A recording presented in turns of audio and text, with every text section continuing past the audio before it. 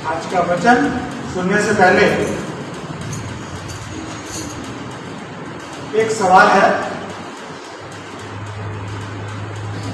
कितने लोगों ने आज आईना देखा? मिरर, शीशा, बस कुछ ही लोगों ने देखा आज? बहुत लोगों ने देखा। क्या देखा उसमें? क्या देखा? अपने आप को देखा। कुछ आज हम इसी पर ही, हमारा वचन इसी पर निर्भर करता है कि जो कुछ हमने देखा उस आईने ने हमें वही दिखाया। जो कुछ हमने आईने में देखा, आईने ने हमें वही दिखाया। जब हम पुराने नियम में पढ़ते हैं, व्यवस्था विवरण की पुस्तक 20 अध्याय 3 से 4 अगर को निकाले तो जल्दी से निकाल लीजिए।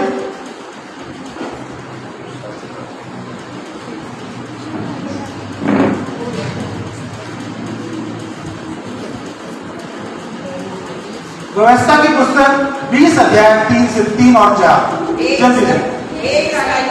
सुनो, आज तुम अपने शत्रुओं से युद्ध करने को निकट आए हो। तुम्हारा मन अच्छा ना हो, तुम मत डरो और ना थरथराओ और ना उनके सामने भय खाओ। चौथा, क्योंकि तुम्हारा परमेश्वर यहोवा तुम्हारे शत्रुओं से युद्ध करने और तुम्हें बचाने के लिए तुम्हारे संग संग चलता है। हालेलुया। ये बात कौन कह रहा है? परमेश्वर इस्राएलियों से ये कह रहा है कि मैं तुम्हारे शत्रुओं से युद्ध करने और तुम्हें बचाने के लिए तुम्हारे संग संग चलता हूं। यशायाह की पुस्तक 41:10 एक और पढ़ेंगे और एक वचन उसके साथ साथ मैं पढ़ता हूं। जब तक यशायाह की पुस्तक 40 या 10 निकालेंगे, मैं पढ़ रहा हूं 54 की 4। उसमें लिखा है, मत डर क्योंकि तेरी आशा फिर नहीं टूटेगी, मत घबरा क्योंकि तू फिर लज्जित ना होगी और तुझ पर स्याही ना छाएगी, क्योंकि तू अपनी जवानी को लज्जा भूल जाएगी और अपने विधवापन के नाम धराई को फिर स्मरण ना करेगी। यशायाह 41:10 पढ़ेंगे। देखो, प्रभु यहोवा सामर्थ खाता हुआ आ रहा है। 41:10 हाँ पढ़िए। मत डर क्योंकि मैं तेरे संग हूँ, इधर उधर मत भाग क्योंकि मैं तेरा परमेश्वर हूँ। मैं तुझे दृढ़ करूंगा और तेरी सहायता करूंगा, अपने धर्मीय दाहिने हाथ से मैं तुझे संभाले रहूंगा। मैं तुझे संभाले रहूंगा। ये क्या है? परमेश्वर का हम सबके लिए क्या है? वायदा है। परमेश्वर ने हम सबको प्रोटेक्ट कर रखा है, फिर भी आज मसीह लोग शैतान के चुंगल में फंसे,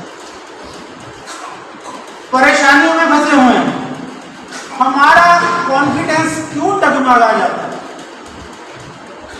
हमारा विश्वास क्यों कमजोर पड़ जाता है? लेकिन दाऊद अपने कॉन्फिडेंस में क्या कहता है?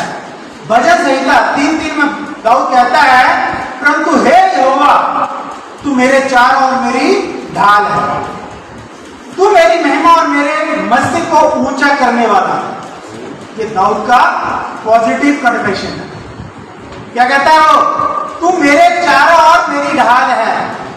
क्या आज हमारा भी कॉन्फिडेंस इसी प्रकार का है? क्या हम आज परमेश्वर के उन वायदों को जो परमेश्वर ने हमारे लिए किए हैं उन पर विश्वास करते हैं, या हम आज भी सचमुच संसारिक रीति से चलते हैं? क्या कारण है? क्या वजह है ये कि आज भी हम परेशानी में गिरे हैं?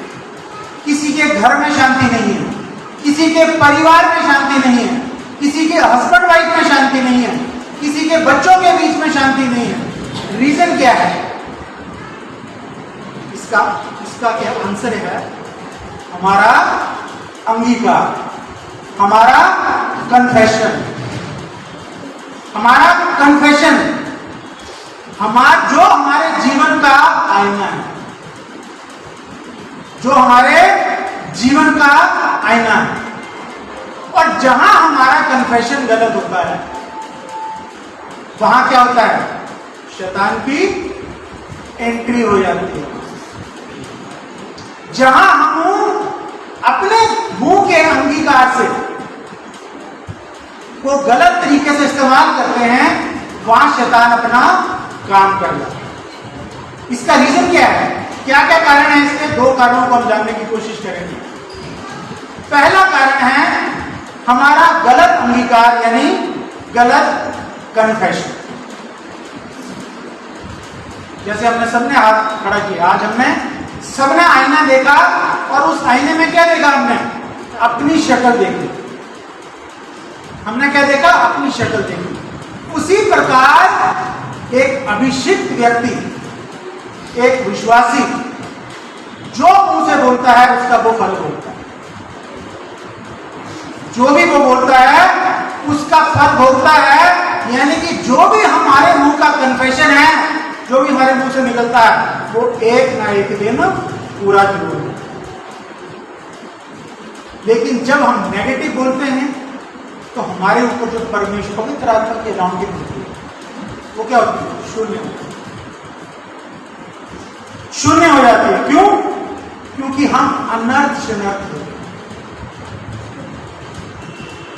आज हम अपने बच्चों के प्रति गलत अंगीकार करते हैं। तेरा दाम कुछ नहीं हो सकता। बहुत सारे लोग होते हैं गुस्से में, प्यार में और बहुत सारी बातें हैं जिनका कन्फेशन हमारे मुंह से होता है, लेकिन हम जैसा अनर्थ शनर्थ बोलेंगे वैसा ही उसका फल हमें मिलता है। नीति वचन 13 अध्याय 3 वर्ष क्या कहती है?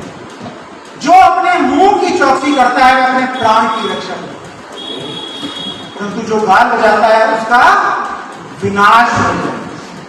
और अगर हम इस बात को नए नियम से पढ़ते हैं तो वहां मत्ती अध्याय 12:37 में लिखा है, क्योंकि तू अपनी बातों के कारण निर्दोष और अपनी बातों के कारण दोषी है। दाऊद ने गोलियत के साथ लड़ाई करी। क्या संभव था? इतना बड़ा गोलियत, इतना छोटा सा दाऊद का क्या कन्फेशन था कि हे यहोवा, मेरा युद्ध कौन लड़ोगे? आप खुद लड़ोगे। आज हम क्या कहते हैं? हमारा कन्फेशन क्या होता है? जब हम प्रॉब्लम में होते हैं तो हमारा कन्फेशन क्या होता है? ये तो पता नहीं ठीक होगा या नहीं होगा। आज मैं इस बात को बच्चों से समझेगा। हमारी जॉब नहीं है, पता नहीं लगेगी नहीं लगेगी।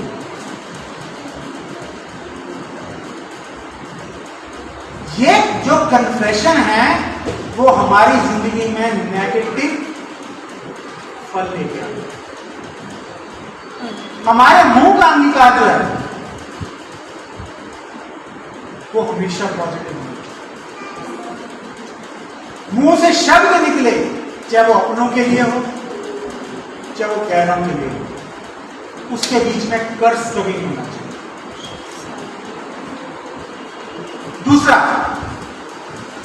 दूसरी ये प्रॉब्लम क्यों आती है जब हम किसी भी प्रॉब्लम में फंसे? जब एक विश्वासी विश्वास में आने के बाद में दोबारा से पाप में पड़ता है। और पाप का मतलब क्या है? पाप का मतलब है आज्ञा का उल्लंघन करना। पाप कैसे होता है? जब हम परमेश्वर की आज्ञाओं का उल्लंघन करते हैं वो पाप गिना जाता है। इस बात को कहां से समझते हैं हम?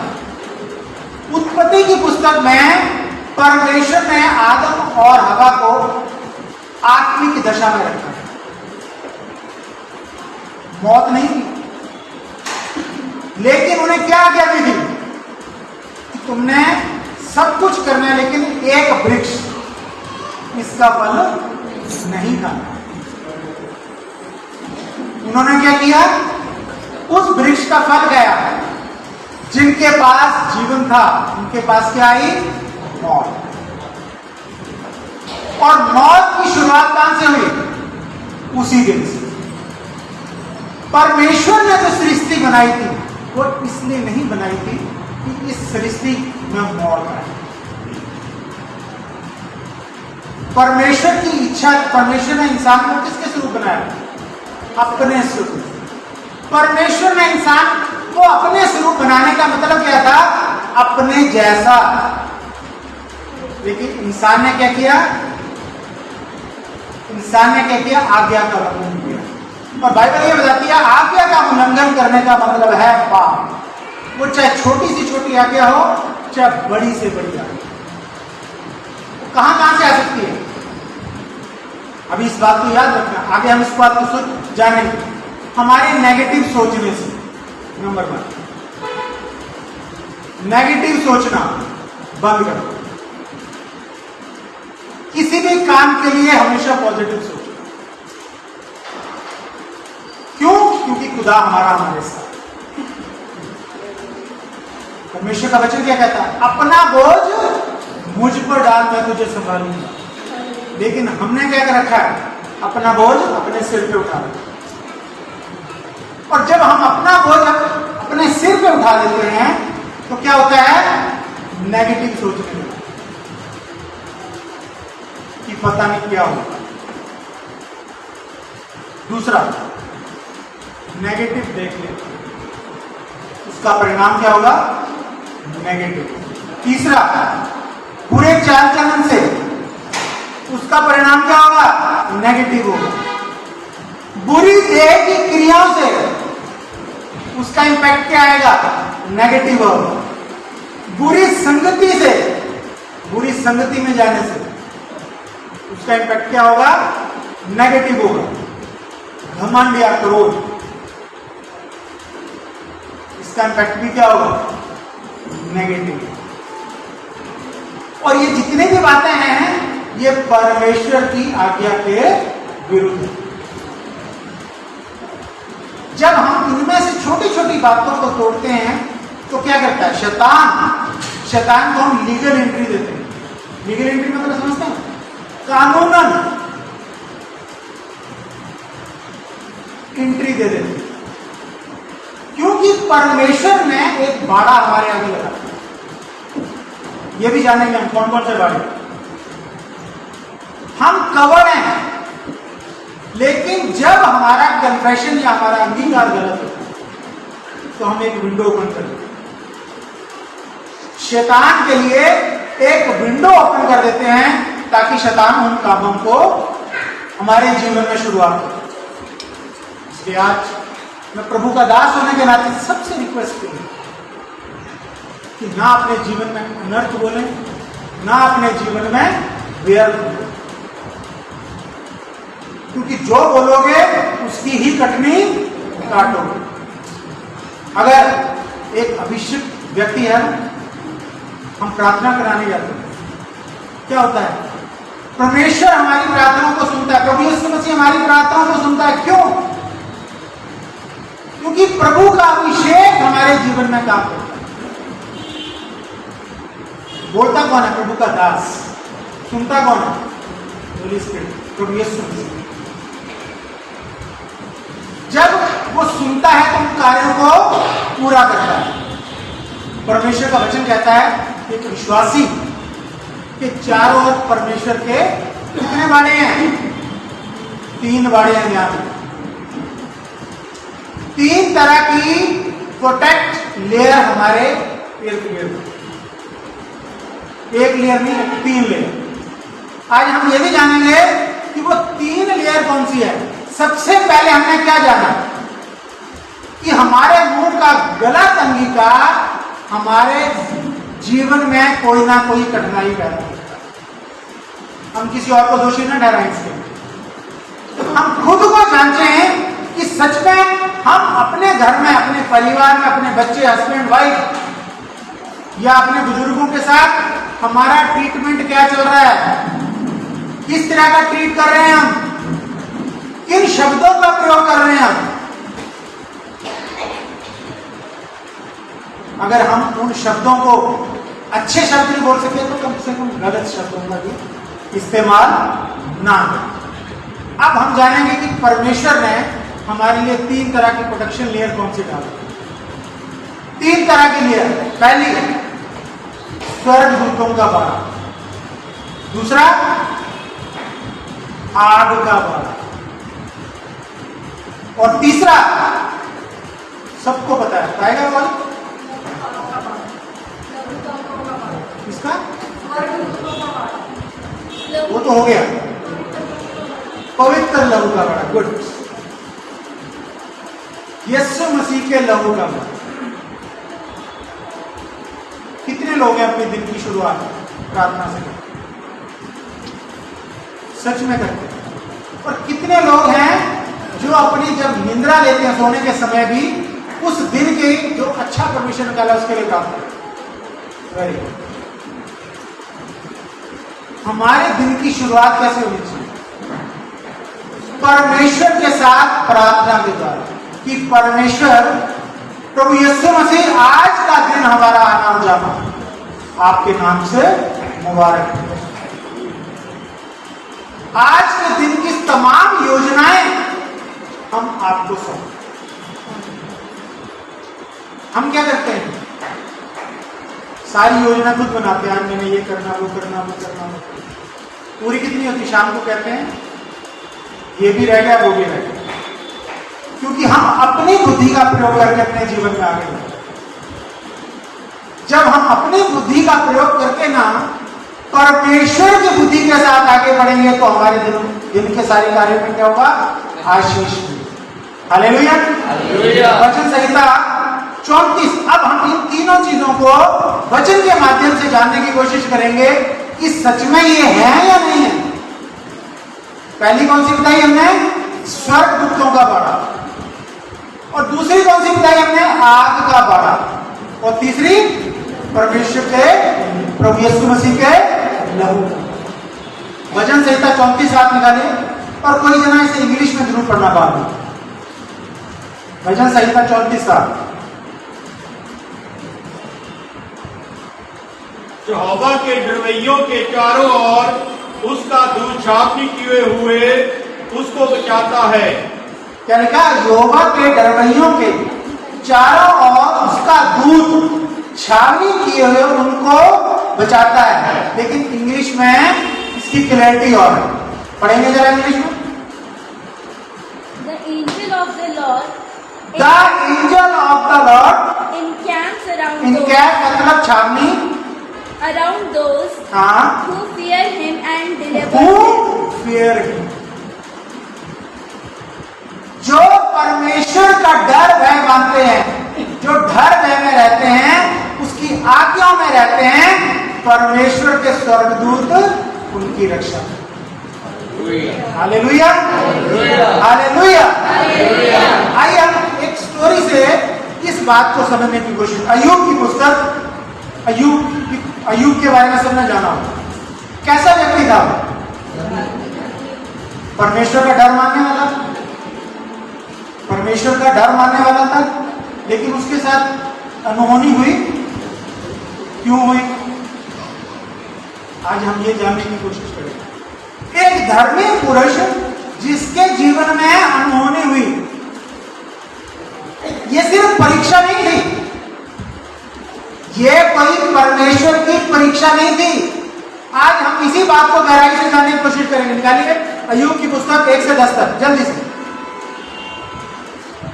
उस देश में अय्यूब नामक एक पुरुष था।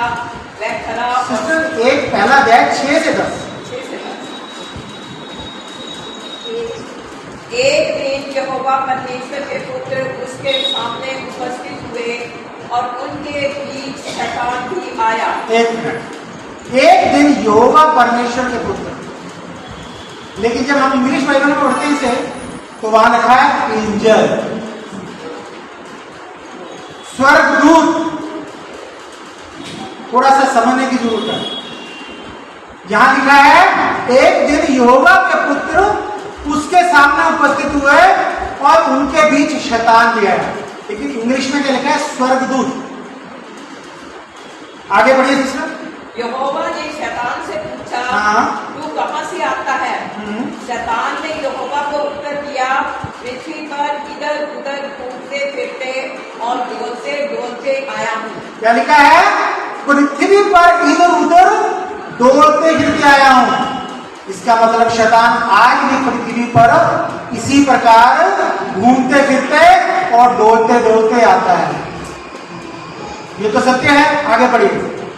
यहोवा ने शैतान से पूछा, क्या तूने मेरे दास अय्यूब पर ध्यान दिया है, क्योंकि उसके तुल्य खरा और सीधा और मेरा भय मानने वाला और बुराई से दूर रहने वाला ऊंचा और कोई नहीं है।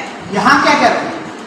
यहोवा ने शैतान से पूछा, मतलब अय्यूब की इतनी तारीफ कर दी कि वो मेरा भय मानने वाला है, बुराई से दूर रहने वाला है। इतनी बड़ी तारीफ कर दी, विटनेस। परमेश्वर ने या अय्यूब की गवाही दी, ये कह सकते हैं। आगे बढ़िए 9वीं वर्ष। शैतान ने यहोवा को उत्तर दिया, क्या अय्यूब परमेश्वर का भय बिना लाभ के मानता है? अब शैतान क्वेश्चन आंसर कर रहा है कि तेरा दास किसी बिना लाभ के या बिना लालच के तेरा भय मान रहा है या सचमुच वैसे ही भय मान रहा है? आगे। क्या तूने उसकी ओर, उसके घर की ओर और कुछ उसका है, उसके चारों ओर बाड़ा नहीं बांधा? अब 10वें वर्ष में शैतान परमेश्वर को चैलेंज कर रहा है। ये इसलिए बचा है क्योंकि तैने क्या किया है? चारों ओर क्या बांधा है? बाड़ा बांधा है। चारों ओर बाड़ा बांधा है। तूने उसके काम पर आशीष दी है। सबसे पहले शब्द क्या है? बाड़ा। यानी कि तूने उसे प्रोटेक्ट कर रखा है, तभी तू तारीफ कर रहा है। बाहर निकाल के मैं देखता हूं। लंबी स्टोरी है। परमेश्वर ने बाहर निकाला उन आशीषों से, लेकिन उससे क्या वायदा किया था? क्या वायदा लिया था? कि तू इसकी जान नहीं ले सकता, तू उसकी जान नहीं ले सकता। अय्यूब परमेश्वर का भय मानने वाला था, उसकी आज्ञाओं पर चलने वाला था। परमेश्वर का एक बाड़ा, बहुत बड़ी प्रोटेक्शन लेयर उसके ऊपर लगी हुई थी, यानी कि उसके पूरे खानदान के ऊपर थी। फिर भी शैतान ने क्या किया? क्या क्या किया? उसके बच्चों को मारा, उसकी जमीन तबाह हो गई, और क्या हुआ? उसके जितने जानवर थे वो भी नाश हो गए। उसके घर से बाइबल हमें बताती है कितनी लाशें गई? 10 लाशें उसके घर से गई। और अंत में उसके साथ क्या हुआ? उसके शरीर पे फोड़े गए। परमेश्वर अपना बाड़ा कभी नहीं तोड़ता, क्योंकि ये हमने अभी वचन में पढ़ा। फिर परमेश्वर ने जब बाड़ा नहीं तोड़ा तो अय्यूब के साथ इतनी सारी अनहोनी क्यों हुई? जानते क्यों हुई? उसके गलत कन्फेशन से। पढ़ा है किसी ने ये बात? आज हम पढ़ते हैं। सबसे पहले हम सबोपदेशक की पुस्तक 10, 8 और 12 मैं पढ़ता हूं। उसके बाद आप अय्यूब पहला अध्याय 1 और 4, 5 3 वर्ष की पढ़नी है।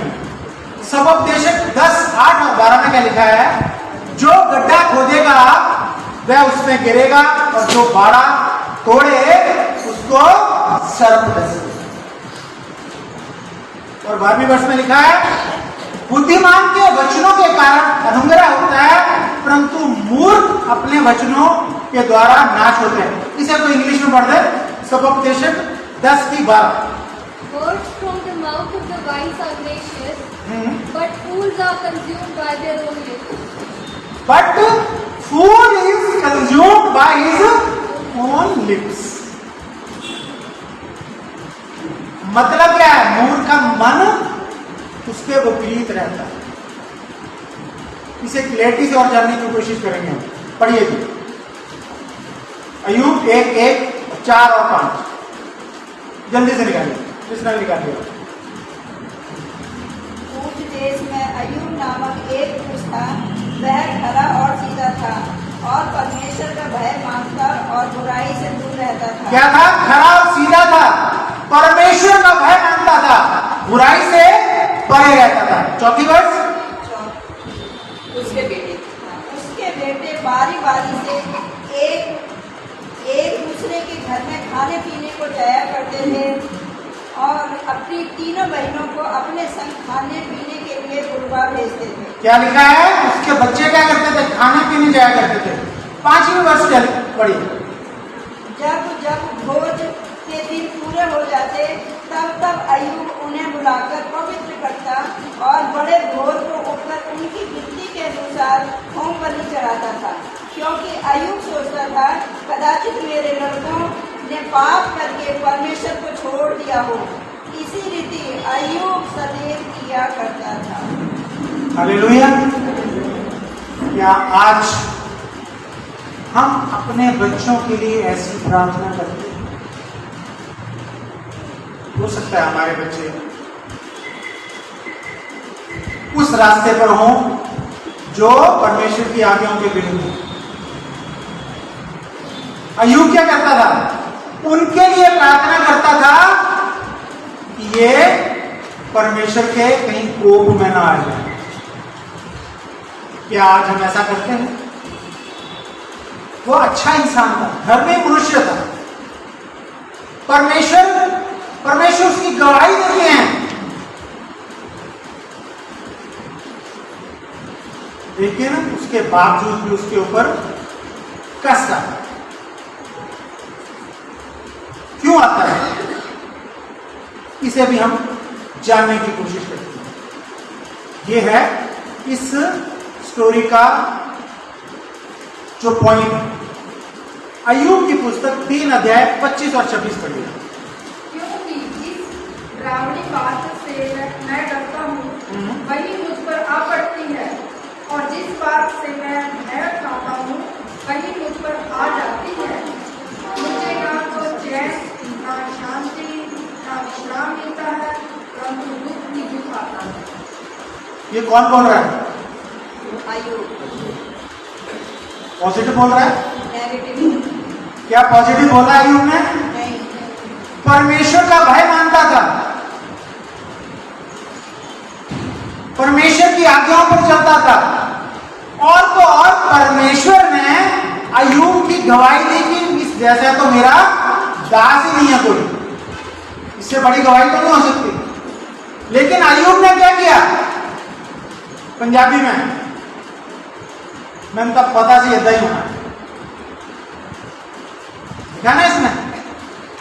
जिस डरावनी बात से मैं डरता हूं वही मुझ पर आ पड़ती है, और जिस बात से मैं भय खाता हूं वही मुझ पर आ जाती है।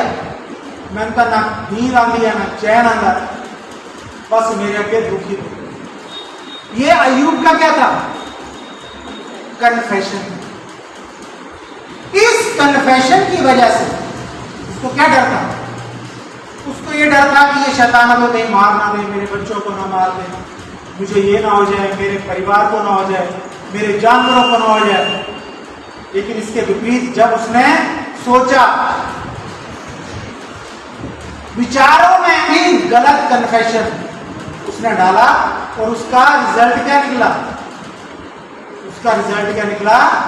सब कुछ नाश हो। ये वचन कहता है, हम नहीं अपनी मर्जी से कह रहे, कि जिस धर्मी पुरुष, जिस दास की परमेश्वर खुद तारीफ कर रहा है, काश अगर हो सकता है कि अय्यूब ने ऐसा नहीं सोचा हो तो शैतान एंट्री नहीं कर सकता। आज हमारा भी कन्फेशन, चाहे हमारे परिवार हो, घर के हों या अपनी नौकरी के लिए हों, नेगेटिव नहीं होना चाहिए। हमारा अंगीकार हमेशा पॉजिटिव होना चाहिए। परमेश्वर का वचन क्या कहता है? जो कुछ मांगो प्रतीति कर लो, वो मिल गया तो मिल जाएगा। हम क्या इंतजार करते हैं? अभी तो आया नहीं। हम इंतजार करते हैं, अभी तो मिला ही नहीं है। लेकिन वचन क्या कहता है? मिलने से पहले ही उस बात का अंगीकार कर लो कि मिल गया तो वो मिल जाए। हम इंतजार करते हैं, हर चीज का इंतजार करते हैं, और जब नहीं मिलता पता नहीं रब्बा की हो गया, सानू का मिलिया नहीं। ये हमारे नेगेटिव कन्फेशन है।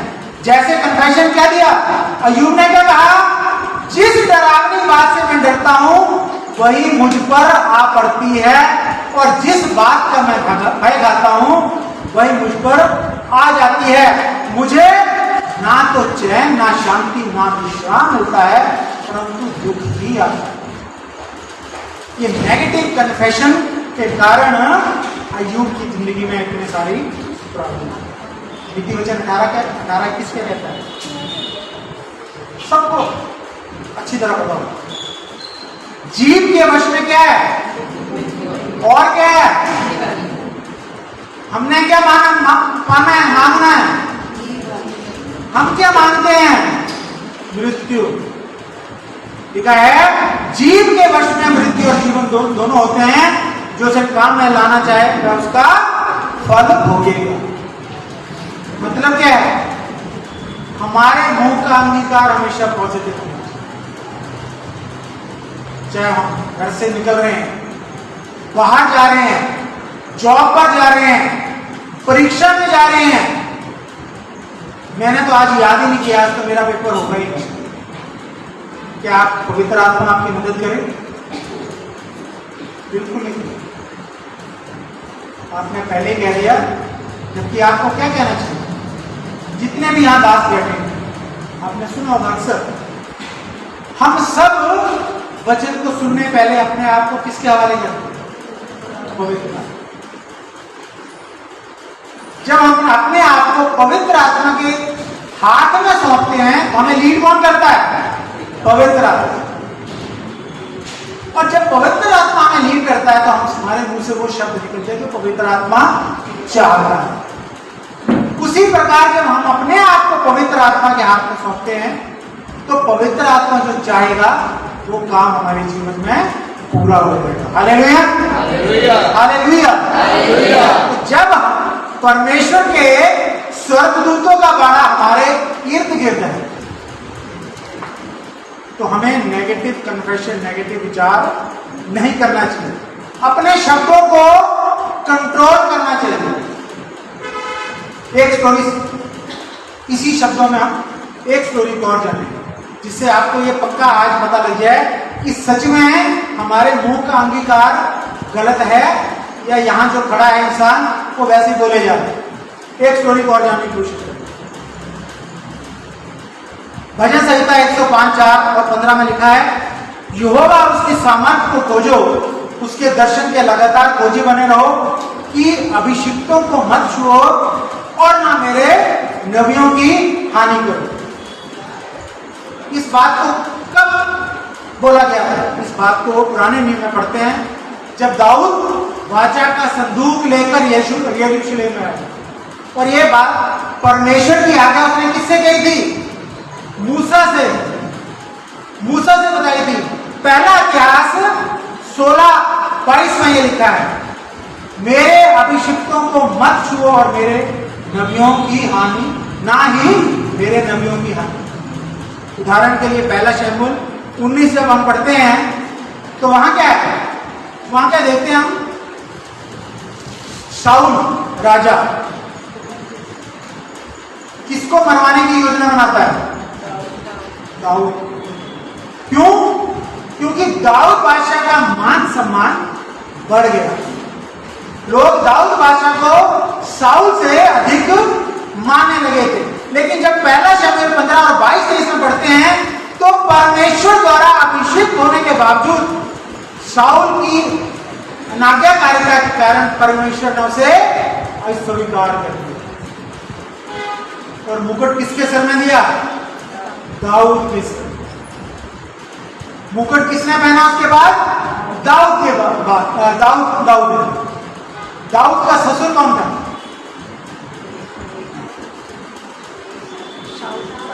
शाऊल। डर के ना बोलो, मैंने पहले ही नाम ले लिया। अब इस स्टोरी का जो हमने पीछे पढ़ा अय्यूब की पुस्तक, ये दूसरी स्टोरी है जो हमें सच में ये ज्ञान देती है कि हमारा कन्फेशन गलत नहीं है। पहला शमूएल 14 से 27 मैं नहीं पढ़ूंगा, बहुत लंबा है, ना पढ़वाऊंगा, लेकिन हम उसमें पढ़ते हैं कि साउल राजा, सॉरी उस टाइम राजा नहीं था, वो दाऊद को मरवाने की कोशिश करता है और अपने सैनिकों के माध्यम से उसको एक कंपटीशन देता है। जल्दी समझ जाओ क्या कंपटीशन देता है कि अगर वो 200 फिलिस्तीयों को मारेगा तो मैं अपनी बेटी का ब्याह इससे कर दूं। और होता क्या है, साउल को यह लगता है कि दाऊद तो मर जाएगा तो मुझे इसकी बेटी का ब्याह करने की जरूरत नहीं पड़ेगी, लेकिन होता क्या है, उल्टा। वो 100 के बजाय 200 फिलिस्तीयों को मार के उनकी कलड़ी साउल के आगे ले गया और मजबूरन साउल को अपनी बेटी, क्या नाम था उसकी बेटी का, मिकल, उसका ब्याह उससे करना पड़ता। अब इस स्टोरी में ट्विस्ट कहां से आता है, दूसरा शमूएल पहला अध्याय 21 वर्ष में जो ट्विस्ट है, 21 वर्ष जिसमें पहला दूसरा शमूएल 1 अध्याय 21।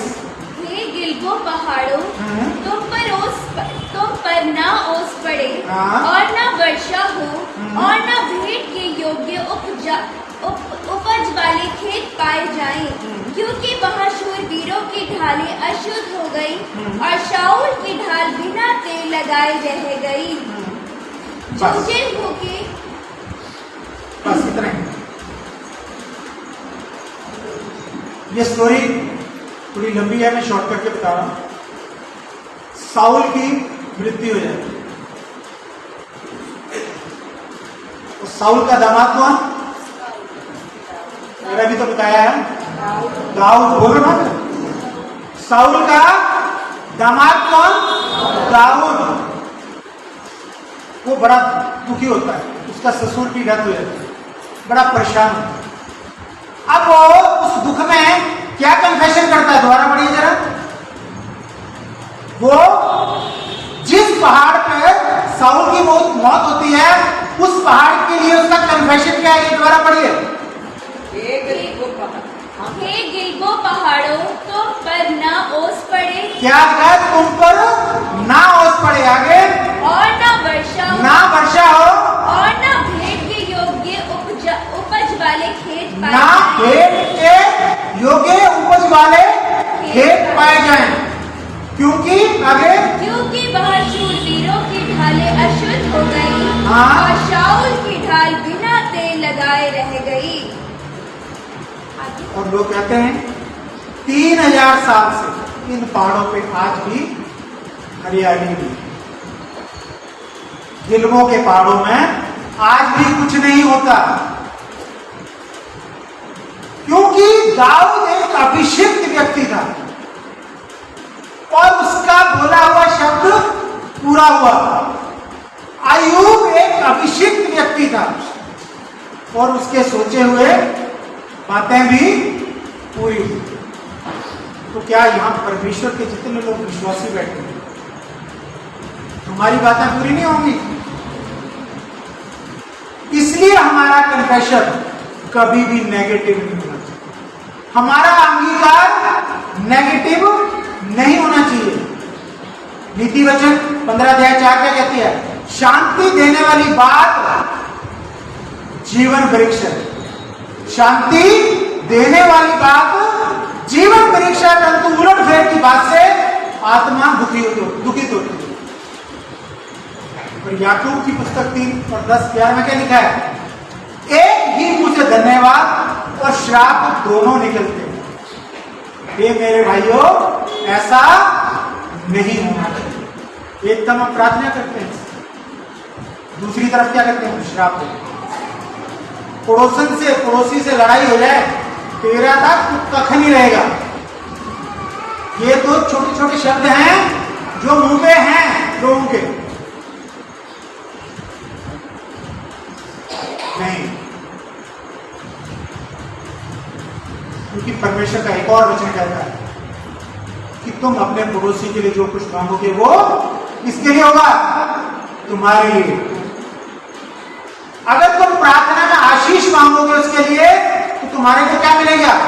आशीष मिलेगा। उसकी शांति के लिए प्रार्थना करोगे तो तुम्हारे घर में शांति। हमारी चर्च में एक फैमिली थी, अभी भी है, उनके पड़ोसी के साथ लट पलट हो गई और आज प्रार्थनाओं के द्वारा वो पड़ोसी जो हर बात से गाली गलौज करता था, आज उनके साथ उनके रिश्ते जो हैं मधुर हो गए। कि क्या सिखाया मैं उनके लिए? सिर्फ प्रार्थना। दूसरा बात किस चीज का बताया गया था? आपका। इसे भी हम वचन दोहराना जाते हैं। जकरिया चैप्टर 2 5वीं वर्ष, और यहोवा की वाणी है कि मैं आप उसके चारों ओर आप किसी शहर पर न ठहरूंगा और उसके बीच में तेजोमय होकर दिखाई दूंगा। क्या लिखा है? चारों ओर आग का बाड़ा, शहर पर न ठहरूंगा और उसके बीच में तेजोमय होकर दिखाई दूंगा। जकरिया 2 अध्याय 5वीं वर्ष। परमेश्वर के जन साधु सुंदर सिंह के बारे में समझ जाना। एक स्टोरी बताती है कि एक बार वो प्रचार करने के लिए तिब्बत में गए। तिब्बत में प्रचार जो कर रहे थे, प्रचार करने के बाद जैसे ही वो लौट रहे थे, जो विरोधी थे उन्होंने उन्हें खूब मारा, पीटा और अधमरा कर दिया। और जो बेहोश हो गए उन्हें ये सोच के छोड़ गए कि ये तो खत्म हो गया। लेकिन जो लोग, जो विश्वासी थे, जो लोग साधु सुंदर के साथ थे, उन लोगों ने क्या किया?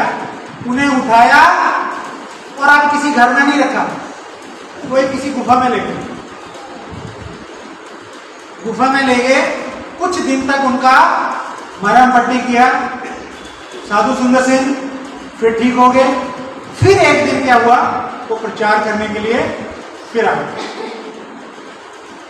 जब वो प्रचार करने के लिए आए तो जो विरोधी लोग थे वो उनके कदमों में पड़ गए। उन्होंने क्या?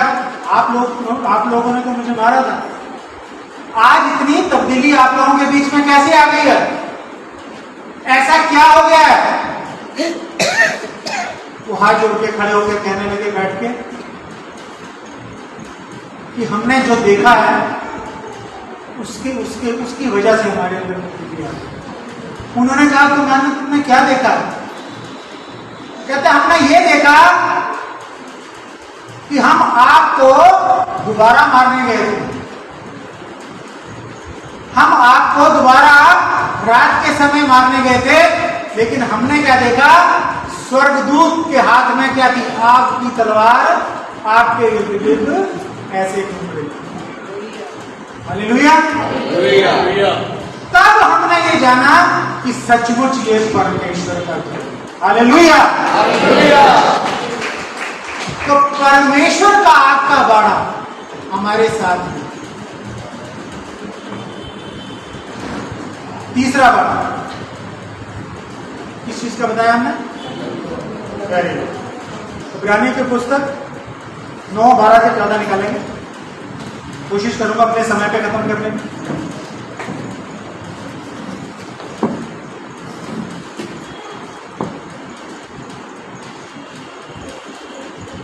जल्दी निकालिए। इब्रानियों 9:12 से 14। और बकरों और बछड़ों के लहू के द्वारा नहीं, पर अपने ही लहू के द्वारा एक ही बार पवित्र स्थान में प्रवेश किया और अनंत छुटकारा प्राप्त किया। क्योंकि जब बकरों और बैलों का लहू और कलोर की राख का अपवित्र लोगों पर छिड़का जाना शरीर की शुद्धता के लिए उन्हें पवित्र करता है, तो मसीह का लहू जिसने अपने आप को सनातन आत्मा के द्वारा परमेश्वर के सामने निर्दोष चढ़ाया, तुम्हारे विवेक को मरे हुए कामों से क्यों ना शुद्ध करेगा करेगा ताकि तुम जीवते परमेश्वर की सेवा करो। हालेलुया।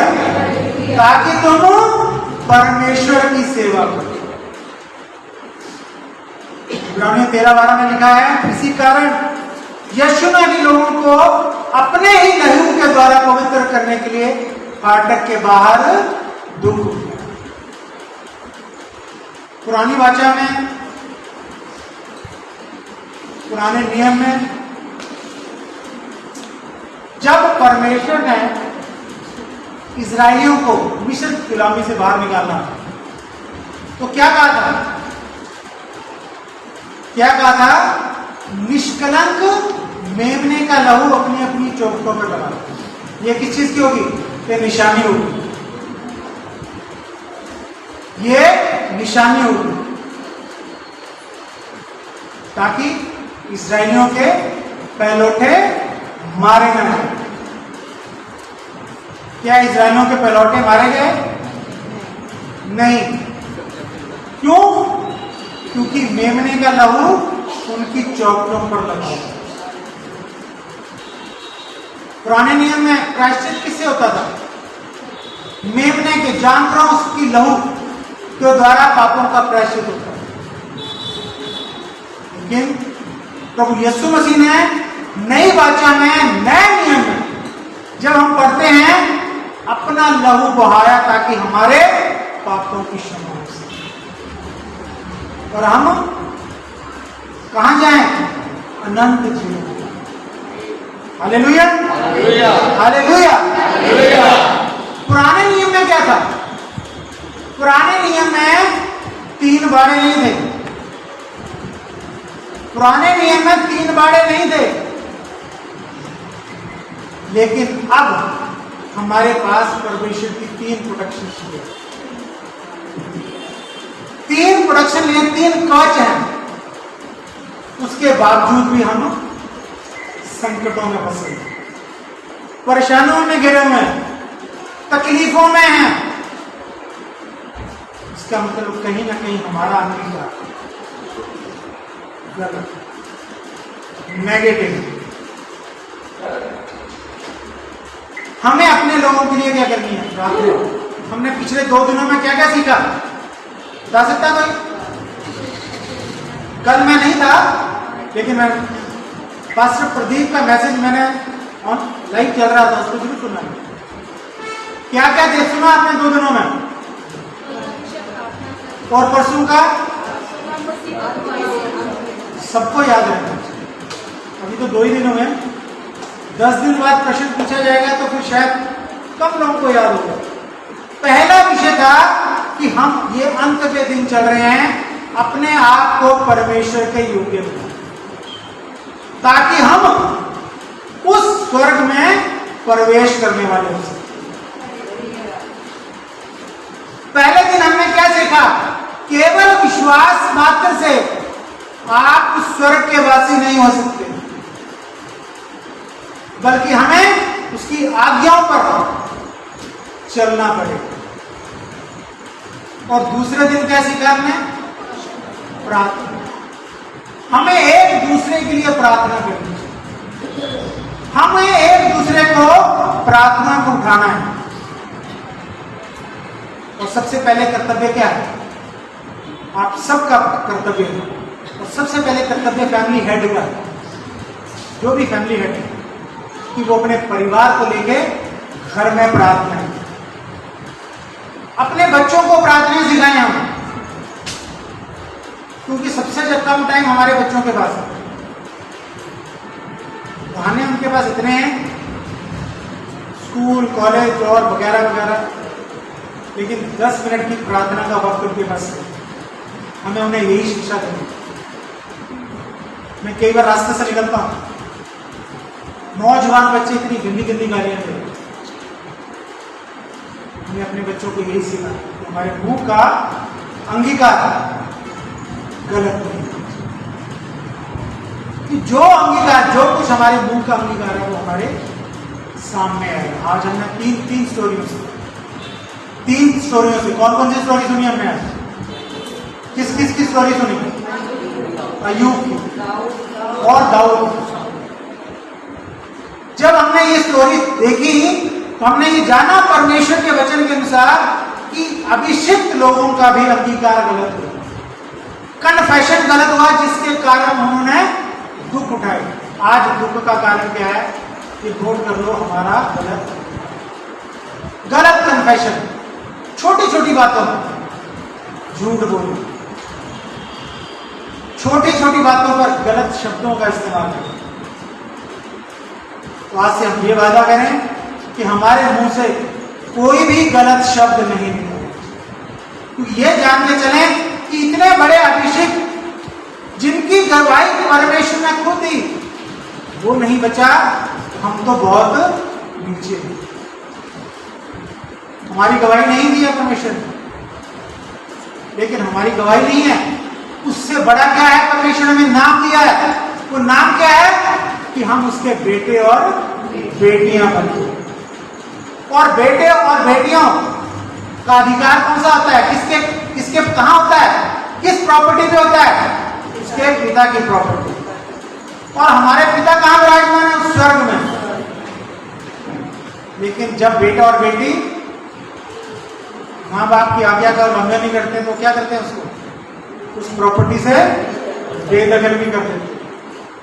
हमें बेदखल नहीं होना, हमें बेदखल ना होके परमेश्वर की उन आशीषों को प्राप्त करना है, परमेश्वर के उन कार्यों में आगे बढ़ना है, उन बातों में आगे बढ़ना है।